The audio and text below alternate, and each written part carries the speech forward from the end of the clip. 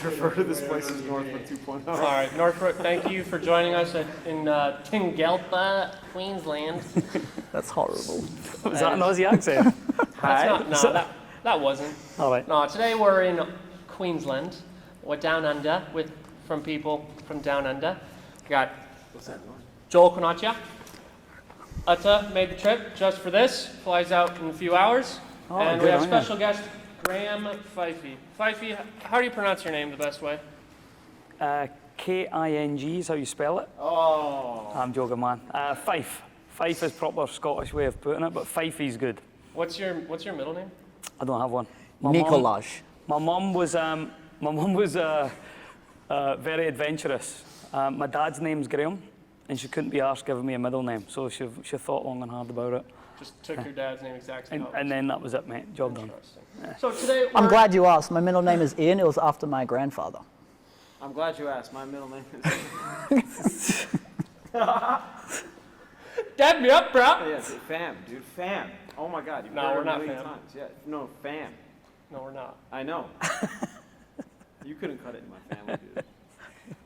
Okay, but today we have two special guests on, and we want to just dive into a little bit of childhood upbringing. Excuse me, real quick. and- Which one are we talking into? Primarily this one, but if you want to do like a side cameo, you know, and you feel like you want to talk to the audience, then you look at that one and be like, hey, But that's the audience right there. no. Hi. That's, yeah. Okay. Seba, can you pan? Thanks, mate. He's our photographer back home. Yeah, I was like, who? But no, so we wanted to dive into a bit of the childhood, also what it's like raising a kid who isn't getting raised in Scotland, and how you feel about his technical ability compared to yours as a child. Yeah, he's got a long way to go. Yeah, that's tough. He's over there, I'm joking. You're doing well, mate. Don't tell mum. So tell us about Tag mom. What? Tag mom. Tag what was your childhood upbringing like, and being trained in academy overseas? Celtic, man. Say the Celtic. name. Well, I was gonna let him say it. Yeah. Don't worry, we'll bleep it Touch out. me, dude. But if you can touch on that a bit, and then we'll dive into a little bit of how you got to train the guy next to me in his childhood. Yeah, no worries. I'll try and make it. Yeah, you can go for a while, but you might have heard these little stories before with people in the UK, or back in the day. Football-wise was everything. Football was like your social aspect. It was your friends. It was your family. It was everything. And you played on the streets all the time. You played before school, during break. The reason I loved school was because of break time and lunchtime and playing football with your friends. So, and you seen it on the TV. Your dad played, your uncles played, your cousins played. So all you wanted to do was be a footballer. When I got my maths scores and English scores and geography scores, I thought, yeah, I better really stick into this football, because school basically wasn't for me, really. But yeah, it was But you should focus on it now. You should 100% Right? Yeah, focus, really because focus you need a plan B, or you end up doing silly podcasts. Yeah. Do you know what I mean? When you Dude, he's talking about this one. Yeah. Oh, I mean, not this one. This is fine. No. Yeah. Nah, seriously though, it was. I loved my upbringing. When I look back, I loved it. You know, the village raised you, but you just played football all the time, and yeah, you never really thought about it too much, about what could happen. You just played, and eventually people liked you, and you got to go and train with different teams and different coaches, and lucky that happened. My school teacher said I would never ever make it, so it was really nice to show them my contract, my very first one when I was 15, and sort of say stuff you, but in a Scottish way, was pretty cool. So tell us about that first contract, and just brag a little bit if you could. Yeah, I could. I remember brag. it, and I was training with 6 or 7 different teams in Scotland. You do like Monday night with one team, Tuesday night one team, Wednesday, and so on and so on. And I was actually brought up a Rangers fan, a Glasgow Rangers fan. My dad was a massive Rangers fan, to the point where we weren't even allowed to blow up green balloons for our birthday. There was nothing green in the house. Have you gone to any games in Ibrox?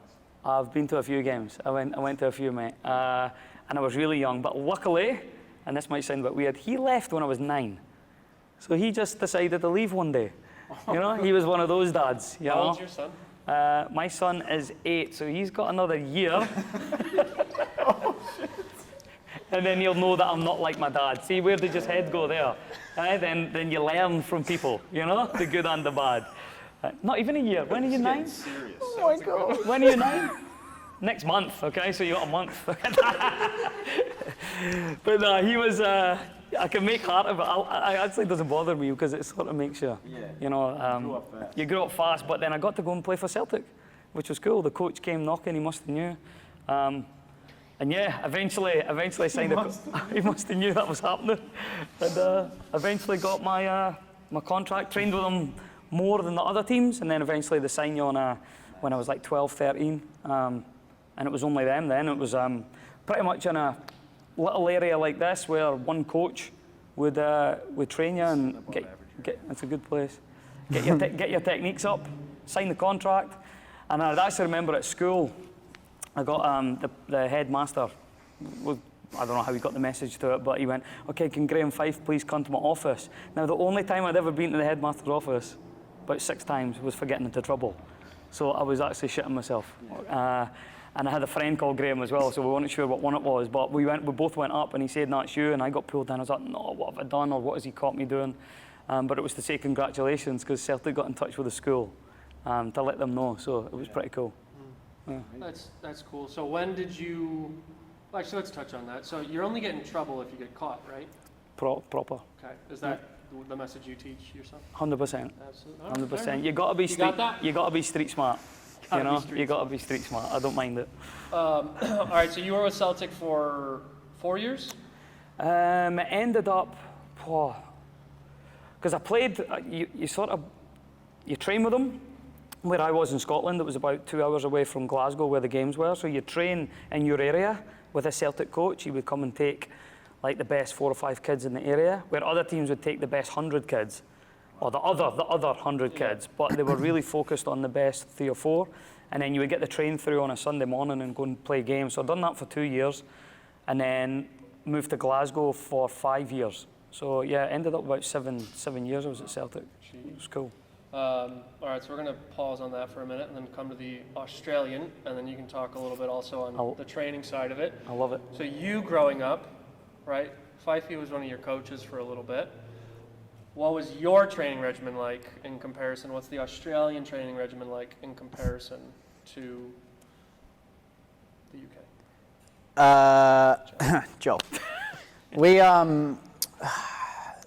I guess, I mean, that's like, what, 15 years ago now. There's a lot less systems in place. So, I mean, I started because every one of my mates played. Are some of your mates here today? Are some of your mates here today with you? Look in the crowd. I mean, yeah, but I didn't, well, like, yeah, Dalton didn't come to school until grade 4. 4? 5. No. What did you do before that? More, Just chill out. Yeah, wait, what did you do before? Fantastic. morning tea and lunch, it was always just run out to the field, and that's where I feel like I learnt the most. I was with players that have gone on and played NPL A-League, and like I did club, but like at school, that's where we were just always football, and I guess that's the comparison. It was just like, that was what we did. It was just every day, 5 days a week at school, morning tea, lunch, sprint out to the oval, and play. No rules, just go at it. Clubland was, I don't know, 2 trainings a week. It wasn't as crazy a training regime as what it is now, like, and what kids have as an opportunity now. So yeah, Clubland was two nights a week, and then school was similar. It was 2 trainings, so, and then you had a game for each. Yeah. All right. So how did you get introduced to Fyfe the first time? It's 5. It's Oh, he said Fyfe's good. Okay. Nicolaj. It's good. But Nicolaj. Yeah. How did you get introduced to? You started running your own thing, or you're with someone else? I can't At remember. Redlands. I think it was Redlands, yeah. There was a guy called Niall done a thing called Nutmegs, I think. It was something like that, He yeah. started it, and he couldn't quite keep it going, so I just jumped in and started helping the kids, the Yeah. younger ones. And I think it was literally you came to school. Yes, I think that was too. the first bit, yeah. And then, I mean, I eventually, I was a Redlands junior. I don't know if you ever coached me at Redlands. Not in though. the team land. No. But yeah, it was, I mean, technical stuff like what we do. That was the introduction to this decade-long relationship. All right, can you hand your mic to Ada? Hey, Ada, I'm just going to hand you my mic. Thanks.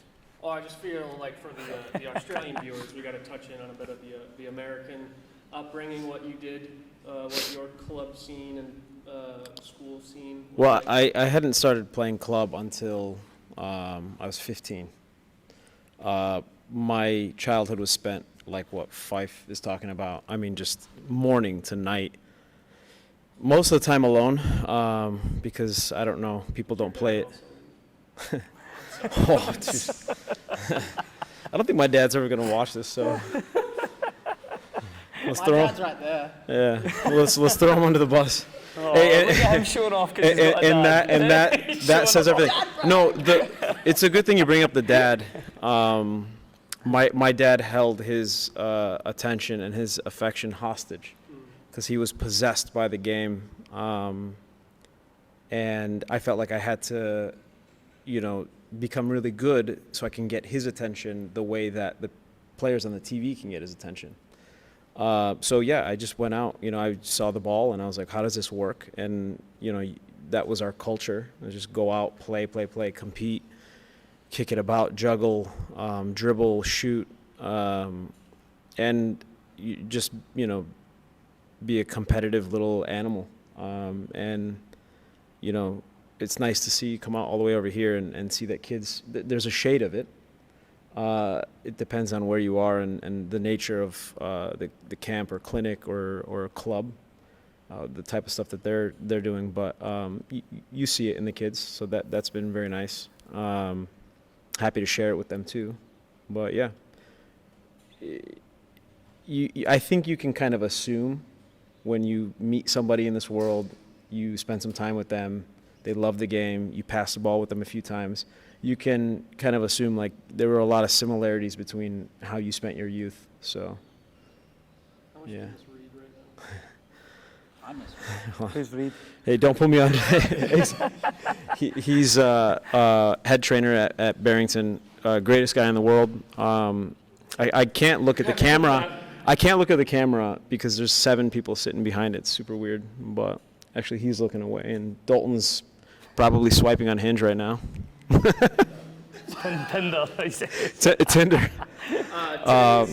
Sponsorship is Tinder in Australia. No, I'll tell you what today's sponsorship is. Sunny Coast Birds. What? I was going to say, Notice how everyone in the crowd gets this episode is sponsored by Blue Chew. Oh, God. Haven't done that one in a while. It's like a modern. Explain it. Oh yeah, Oh, that's right. okay. That's right. We'll do it that's off right. camera. Hey, he's got to grow up, huh? Yeah. His dad's leaving in a month, so Well, you shouldn't have passed this to me. I told you. We'll hand that back. Yeah, did I adequately answer your question? Do you want more? You sure? Nah, you're Okay. good. Yeah. We only have 6 more minutes. All right, let's go back to Graham. Let's jump over a few ponds here. Yep. And you first went to New Zealand, right? Yes. NZ. Yes. So give us that experience. How did that come about? I've actually never heard that story. How did you decide to begin your journey down under? Yeah. What's the audience for this? Is it over 18? Can I? Yeah. There is no audience. Nah, I'll do it. It's not that bad. I just need to make sure. Your son's the only one going to be watching Oh, this do you need a under toilet? 18. Do you need a toilet or something, wee man? Do you need to go? You sure? You want to go to the car for me? Don't Nah, share it this wasn't. with It wasn't like that. Earmuffs. It was like, basically, the shortened version was I was in between contracts. I was playing professionally in England in League One, and I was going to be moving back to Scotland. And there was a few clubs that I was trialling for, but I'd had a couple of bad injuries with my knees and the MCL, and these medicals started coming out, so people were checking. So I was trialling well, playing well, but there was a couple of clubs that were going, oh, we're not sure because your knee might, if it goes again, then, it's a waste of a contract, I suppose. So, and then I went to one club and I signed, I was going to sign, and then they ended up going into administration within like 3 days. So I was like, Jesus, like this is mad. And I got a phone call from my agent, and he went, a player I used to play with at Celtic had moved over to New Zealand because he started his career there. That's another story, like 20 years before, ended up playing in goal for Celtic, for Scotland. So we had the same agent, and then he phoned me on a Sunday night, a Sunday morning, sorry, after a Saturday night. That's another story. And then I got a phone call that morning, and he went, Graham, do you want to come to New Zealand? And I was like, did they even play football there? I knew there was lots of sheep and they'd done the haka, but that's all I really knew at the time. But then I got advice to try and travel the world and play football because Scotland wasn't quite working out, and I had to get away from some people as well. So your environment's everything, people. Your environment's everything. Are you allowed back? Is that why your family hasn't been back to? I'm allowed back. I just have loads of kids, so I've got. I'm joking. Man. I'm joking. Dude, I've never seen him flinch so quickly in his life. So yeah, the plan was to go. The plan was to go for 6 months, and then go back because there's 2 seasons over there at the time. So play the summer season, go back, and I didn't really know about the winter season. But man, to be fair, when I got there, I started coaching through the contract. It was like you got your flights, accommodation, food, and all that stuff. But they said you have to coach. You play and you do some coaching. I was like, I no worries. So I actually really loved it. I really loved the part-time playing. There's always been a regret, even now there's still a regret not trying to be a professional or stay in that space, but my body was kind of letting me down, and I just really loved the part-time football and the coaching. I got a lot of joy from coaching the kids and helping them, because I can tell a kid what to do from 7 or 8 right up to 18, 19, 20, and then I can tell them what not to do for a couple of years. Do you know what I mean? So I can do that no problem. So I was actually getting a lot of joy out of that, and then yeah, that 6 months kept going and going and going to 4.5 years. Yeah, which was over there. Which yeah, You're all right at coaching as well, eh? I done okay. Yeah. I done okay, mate. Yeah. I done okay. Can you Fun expand on what a kid shouldn't do? No, it's not a kid, it's a young adult. young adult. Yeah, what young adults shouldn't do. Yeah. Maybe- But you say maybe we've for only got a next few minutes left, so we'll leave that for That was another, all trial by error for you, another right? time. Yeah, yeah, that's it, yeah. Yeah, but yeah, that's sort of how New Zealand happened, and I loved it. Yeah. Loved Napier, the area we were in, loved the team, the people, and they were trying to be, I was semi-professional, but because the coach was an ex-professional, it was done properly, Yeah. and I still loved that. So when I was on, but it wasn't so intense where you could go and coach and, man, you could enjoy the weekends and enjoy the weather, and I was like, this is cool, man. That's good. Thank you for sharing a bit of that story. So we end Talk Footy to Me with, we call it a hat trick, right? So it's a different topic always, but we're going to go with I like this. Australian food. Yes. Right? So the rule is it's like a snake draft. It'll start with you. So your 3 favorite Australian foods, but you only say 1, and then it'll go Joel, me, I'll say 2, and we go all the way back down. And you can't say anything that anybody else has said. Okay. Wait, how many do we have to come up with? It's a hat trick, so how many's in a hat trick? 2. So, The Aussies are well, smart. I'll start. know like one. I'll start. Aussie, I'm gonna go with, Aussie food. Yeah, places so an HSP. Oh, Kebab Palace. Is this, Yeah, you can't take. so it's places to eat, not the actual food? Both. No, it's both. Ah. But like so. Buenos dias. Yeah. So I'm saying HSP, like that's my, but it has to be like really Aussie. Australian type thing. Yeah. Okay. It's not Australian, really, but No, it's Yeah. sort of. yeah. I've got to say it, but because it's going to get taken. Shapes. Oh, yeah. Yeah, thank you. That's good. Heck yeah. I'm trying to think what the kids have. Well, here, It's the can you only hand place him I know. Oh yeah, stop talking. Stop talking. Start talking. Thanks, Joel. What was your name? Yeah. Yeah. Ian. Hi. Ian. Hi. Hi. Ian. Guzmani Gomez. It's the Australian Now, Chipotle. is that? Is, That's literally the only one I know. so are we just saying anything? Or was it just Anything. Hey, message me what to say next. Cocoa Pops? We have Turkish. Are we I just don't saying see you whatever? picking up your phone, bro. Message me what to say next. I say whatever literally we have want. no idea. Can we say whatever we want? All right, here. What was it, Jack? Just say the Mexican place. Joel. It's going to come back to you. Thank you.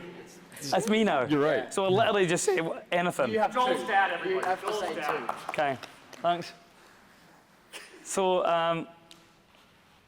kangaroo mints Oh. All right, so you get two. You get to go again. and Milo cereal. Oh. You haven't had that one, have you? There you go. No, because cereal's bad for you. I'm kidding. I don't know. What are we talking about? Where am I? Tim Tam. Yeah. That's decent. Good. That's decent. I don't know what it is. Dalton just messaged me that. Oh, really? Oh, but the third one The Tim Tam Slammer. is actually legit. Yeah. All right, go ahead. I got two good ones here. I'm trying to think of someone I'm going to Aussie. say coffee. Oh, yeah. That's I feel like that's Yeah, allowed. you can take that. Yeah. You can take that. Australian coffee. That's Australian. So, No, coffee. Dude, so go we to can the say anything and States. just say Australian before it now. It's- This is brilliant. This is good. We could do this all day. Coffee overseas Australian chips. is disgusting. What? It's how gross is it? You have a mic. Say whatever. So yeah, Aussie Okay. coffee. With meat pies. Yeah. Yeah, And Yeah. red frogs. Alan's. Alan. I've got to think of one. Ollie, what's an Aussie food? I didn't think of a third one. What do you like? What did I say? Shapes, coffee, Australian McDonald's. Australian McDonald's? But Macca's, you'd have to like the McCafe was actually was invented in Melbourne. Wi-Fi. Yeah, but Aussies made it. 5G. What the heck? I don't know, man. Like, And yet it's terrible here. oh, Vegemite. Ah, that's a good one. Nice. Yeah, take this and then you just speak into it. What is this? Oh my God. They just had a camp together, by the way. And that just came out. No, we're talking about food. I'm eating it. Oh, right, okay. How old is he? He's 9. Yeah, he's all right.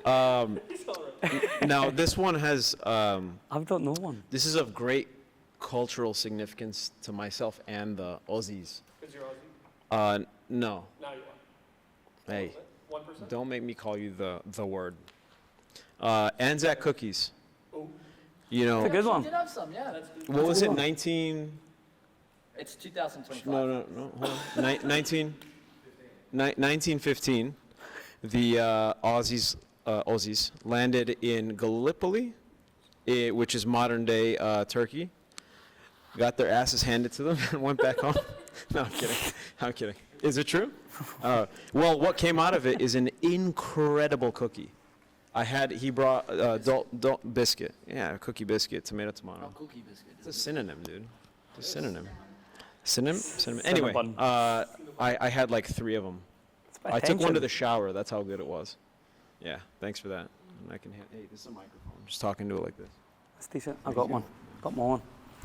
I'm going to go Bunnings Sanger. Oh. Snag. Snag, is that what they Snag, call it? yeah, yeah. Snag. Yeah. good. That's Ollie actually loves them, and I was just staple. thinking of what my wee man likes, and Yeah. it's sausage and bread with onions and any sauce that you want. There's two flavours. You pick whatever one you want. Any you want out of the 2. Yeah. And they do it every Saturday morning. Yeah. A man's club or a charity or a dance studio, ballet dancing studio, something. Ballet? Whatever. Did you do ballet? Oh, wow. Shut Hey. up. What? Shut up. Only professionally. I didn't know that. Jeez, man. So yeah, that was mine. Well, thank you for tuning in to Talk Footy to me. Did you want to do your little dance and No, song? I'm It's pretty embarrassed. good. I'm shy. You're not shy. No, I'm not. I'm tired. Thank you. Thank you. Bye.